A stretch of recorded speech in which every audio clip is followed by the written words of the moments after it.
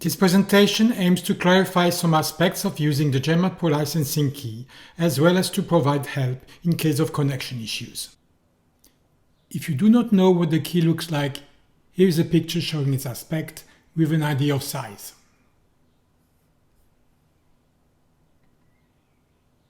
If you have been given an update file to extend the JMatPro license, this update code will need to be applied to your licensing key. The simplest way is to perform the update directly within JMatPro.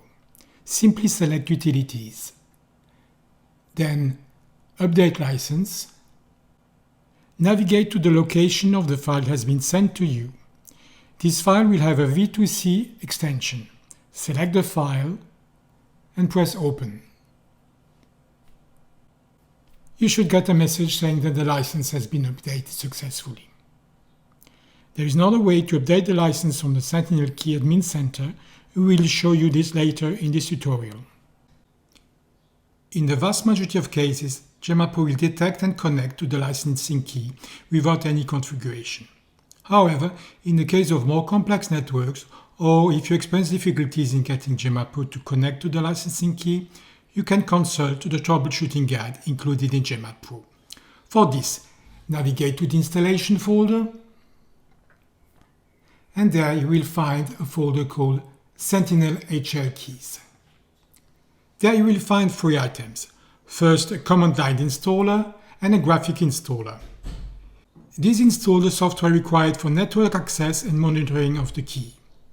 This should have been installed automatically with JMatPro, but if it needs to be reinstalled, this is where to find installers. We recommend using the graphic installer. Finally, there is a Sentinel troubleshooting guide, and this file explains how to access the Sentinel license monitor and lists a few typical more advanced installation cases. We invite you to read carefully this document if you experience connection issues. The general idea in the document is to access the Sentinel license monitor from your browser to diagnose and correct potential issues. The license monitor can be accessed at port 1947 of the computer hosting the key. So, if the key is on your computer, simply use the localhost /1947 address. Otherwise, if the key is on a license server, replace localhost with the license server name or its IP address. Let's open the Sentinel Control Center. On the left, you can select Sentinel Keys, which helps you see the connected key and check if the key is visible on the network. If you see it here, JMatPro should be able to access it.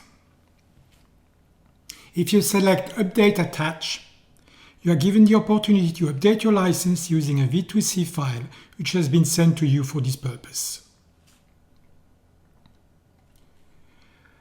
The configuration choice will allow access to fine-tuning license search and access according to the directions given by the PDF troubleshooting guide.